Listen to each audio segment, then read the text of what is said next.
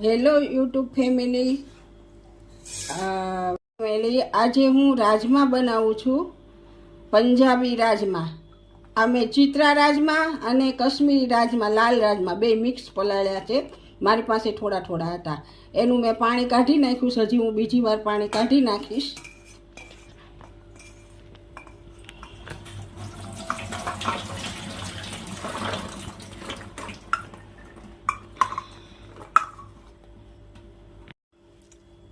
આ મેં બીજી વાર પાણી કાઢી નાખ્યું છે ધોઈને, એનાથી વાસ ન આવે રાજમાની, રાતની પલાળેલી વાસ ન આવે.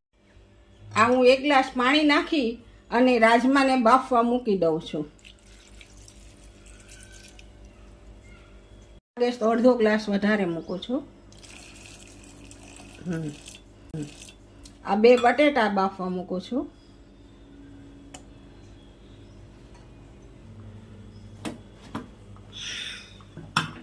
આ હું 4 સીટી વગાડી અને ગેસ બંધ કરી દઈશ. આ એકદમ સરસ બફાઈ ગયા છે, મેશ થઈ ગયા છે એકદમ સરસ. 1 પાવડું તેલ, આ 2, 3, 4 પાવડા તેલ, તમાલપત્ર, 1 તજનો ટુકડો, 3 લવિંગ, 3 નાની એલચી અને 1 મોટી એલચી. 1 ચમચી જીરું નાખશું, થોડુંક વધારે નાખશું.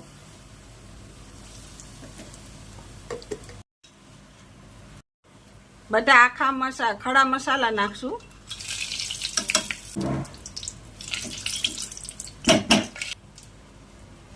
મેં 6 મીડિયમ સાઈઝની ડુંગળી લીધી છે.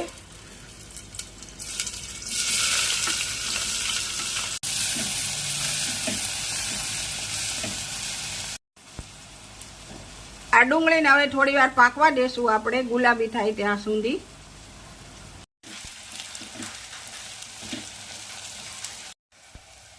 આ 1.5 ચમચી આદુ લસણ ને મરચાંની પેસ્ટ, 1.5 ચમચી નાખ્યું છે.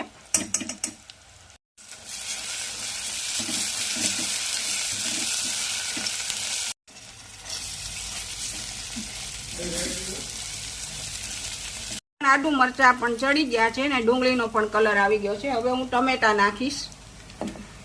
આ મેં 6 મીડિયમ સાઈઝના ટમેટા લીધા છે.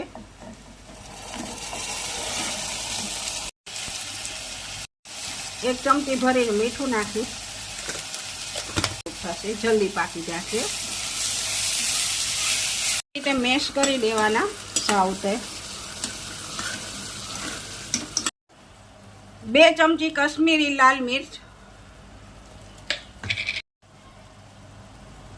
1 ચમચી તીખું મરચું, 1.5 ચમચી ધાણા જીરું, 1/2 ચમચી થી થોડું વધારે હળદર,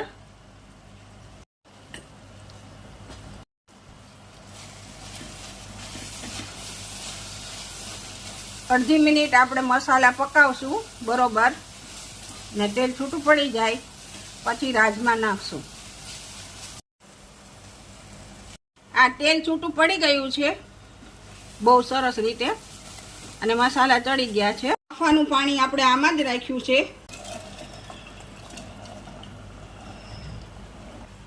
આપણે જે 2 બટેટા બાફ્યા હતા એ પણ નાખી દેશું.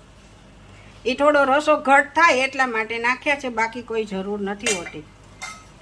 મીઠું પહેલાં નાખેલું છે, 1 ચમચી ફરીથી નાખું છું, થોડું વધારે નાખીશ. 2 ચમચી આમચૂર નાખીશ.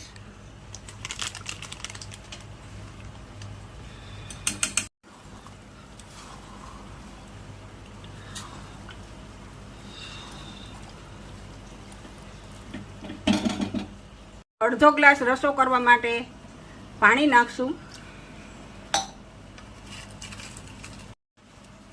1 ચમચી છોલે મસાલો નાખશું.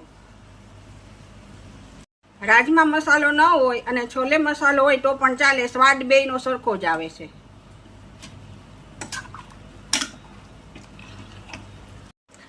આને 2 સીટી લગાવી દેશું અને દમ પર મૂકી દેશું ધીમા ગેસે 5 મિનિટ. હલાવી લેશું આપણે. બંધ કરશું અને 2 સીટી મારી દેશું.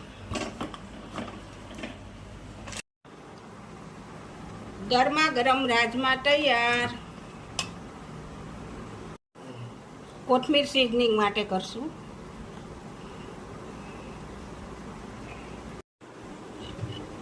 આ ફુદીનાની ચટણી બનાવેલી છે. થોડું આંબલીનું પાણી નાખ્યું છે, લીંબુ નાખ્યું છે અને સંચળ નાખ્યું છે.